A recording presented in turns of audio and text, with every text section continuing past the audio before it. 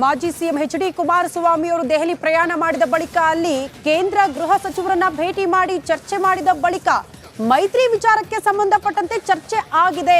ಯಾವ್ಯಾವ ಕ್ಷೇತ್ರಗಳು ಎಷ್ಟು ಸೀಟು ಹಂಚಿಕೆ ಆಗಬಹುದು, ಈ ಎಲ್ಲ ಕುತೂಹಲಕ್ಕೆ ಉತ್ತರ ಸಿಗಬಹುದು ಅಂತ ಭಾವಿಸಲಾಗಿತ್ತು. ಬಟ್ ಬಹುತೇಕ ಇನ್ನು ಕಾಯಲೇಬೇಕಾದಂತ ಪರಿಸ್ಥಿತಿ. ಮಾಜಿ ಸಿಎಂ ಎಚ್.ಡಿ. ಕುಮಾರಸ್ವಾಮಿ ಅವರು ದೆಹಲಿಯಿಂದ ವಾಪಸ್ ಆಗ್ತಾ ಇದ್ದಂತೆ ಪ್ರತಿಕ್ರಿಯೆ ಕೊಟ್ಟಿದ್ದಾರೆ. ಕೇಂದ್ರ ಗೃಹ ಸಚಿವರ ಜೊತೆ ಮಾತುಕತೆ ಏನಾಗಿದೆ, ಆ ವಿಚಾರಕ್ಕೆ ಸಂಬಂಧಪಟ್ಟಂತೆ ಅವರ ರಿಯಾಕ್ಷನ್. ಕೆಟ್ಟ ಸರ್ಕಾರವನ್ನ ತೊಲಗಿಸೋದೇ ನಮ್ಮ ಗುರಿ ಅನ್ನುವಂತಹ ವಿಚಾರ ಪ್ರಸ್ತಾಪ ಮಾಡಿದ್ದಾರೆ. ಮೈತ್ರಿ ಹಾಗೂ ಸೀಟು ಶೇರಿಂಗ್ ನಲ್ಲಿ ಸಮಸ್ಯೆ ಇಲ್ಲ. ಬೆಂಗಳೂರಿನಲ್ಲಿ ಮಾಜಿ ಸಿಎಂ ಎಚ್.ಡಿ. ಕುಮಾರಸ್ವಾಮಿ ಕೊಟ್ಟಿರುವ ಹೇಳಿಕೆ ಇದು.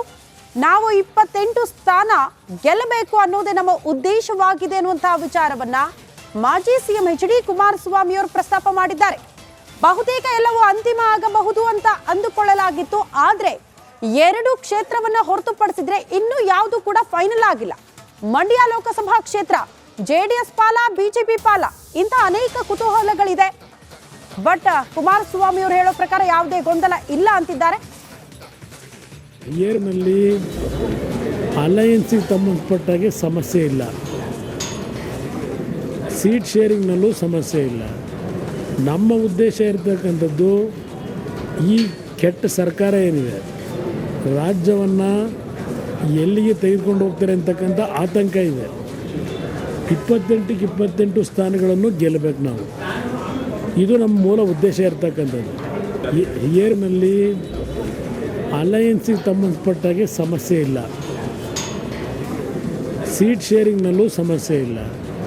ನಮ್ಮ ಉದ್ದೇಶ ಇರತಕ್ಕಂಥದ್ದು ಈ ಕೆಟ್ಟ ಸರ್ಕಾರ ಏನಿದೆ, ರಾಜ್ಯವನ್ನು ಎಲ್ಲಿಗೆ ತೆಗೆದುಕೊಂಡು ಹೋಗ್ತಾರೆ ಅಂತಕ್ಕಂಥ ಆತಂಕ ಇದೆ.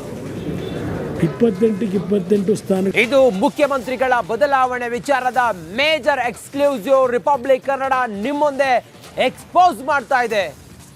ಯಾವುದೇ ಕಾರಣಕ್ಕೂ ಕೂಡ ಸಿದ್ದರಾಮಯ್ಯ ಮುಖ್ಯಮಂತ್ರಿ ಸ್ಥಾನದಿಂದ ಕೆಳಗಿಳಿಯೋದಿಲ್ಲ ಅಥವಾ ಮುಖ್ಯಮಂತ್ರಿಗಳ ಬದಲಾವಣೆ ಅನ್ನೋ ವಿಚಾರ ಚರ್ಚೆಯೇ ಆಗಿಲ್ಲ. ಡಿಸಿಎಂ ಡಿ.ಕೆ. ಶಿವಕುಮಾರ್ ಸಿಎಂ ಆಗಬೇಕಾ ಎಂಬುದಕ್ಕೆ ಸಿಎಂ ಹುದ್ದೆ ಈಗ ಖಾಲಿ ಇಲ್ಲ. ಸಿದ್ದರಾಮಯ್ಯನವರು ಮುಖ್ಯಮಂತ್ರಿ ಆಗಿದ್ದಾರೆ.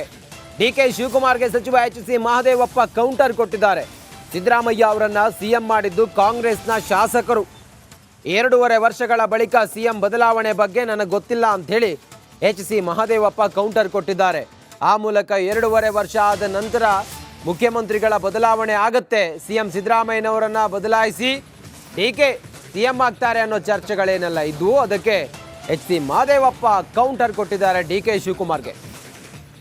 ಈ ಡಿ.ಕೆ. ಶಿವಕುಮಾರ್ ಸಿಎಂ ಆಗಬೇಕಾ? ಎಲ್ಲರಿಗೂ ಚೀಫ್ ಮಿನಿಸ್ಟರ್ ಆಗಬೇಕನ್ನೋ ಆಸೆ ಬಯಕೆ ಇರ್ತದೆ.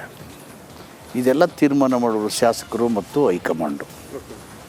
ಅಂದರೆ ಅವ್ರ ಪಕ್ಷಕ್ಕಾಗಿ ಈ ಬಾರಿ ಅಧಿಕಾರಕ್ಕೆ ಬರುವಲ್ಲಿ, ಅಂದರೆ ಈ ವಿಧಾನಸಭಾ ಚುನಾವಣೆಯಲ್ಲಿ ಅಧಿಕಾರಕ್ಕೆ ಬರುವಲ್ಲಿ 135-136 ಸೀಟ್ ಬರುವಲ್ಲಿ ಕೂಡ ಡಿ.ಕೆ. ಶಿವಕುಮಾರ್ ಪಾತ್ರ ಕೂಡ ಬಹಳ ಪ್ರಮುಖವಾಗಿರುವಂಥದ್ದು. ಪ್ರತಿಯೊಬ್ಬ ನಾಯಕರು ತನ್ನದೇ ಆದಂಥ ಶಕ್ತಿಯನ್ನು ಪಕ್ಷಕ್ಕೆ ದಾರಿ ಎರೆದಿದ್ದಾರೆ. ಸಂಘಟನೆಗಳು ಬೆಂಬಲ ಕೊಟ್ಟಿದ್ದಾವೆ, ಹೋರಾಟಗಳು ಕೊಟ್ಟಿದ್ದಾವೆ, ಸಮುದಾಯಗಳು ಕೊಟ್ಟಿದ್ದಾವೆ. ಪಾರ್ಟಿ ಒಟ್ಟಾಗಿ ಇದೆಲ್ಲವನ್ನು ಕ್ರೋಢೀಕರಿಸಿ ಗೆಲುವನ್ನು ತಂದುಕೊಟ್ಟಿದೆ. ಡಿ.ಕೆ. ಶಿವಕುಮಾರ್ ಒಬ್ಬರದೇ ಪಾತ್ರ ಇಲ್ಲ. ಇದು ಸಂಘಟಿತವಾದಂಥ ಪ್ರಯತ್ನ, ಹೋರಾಟ.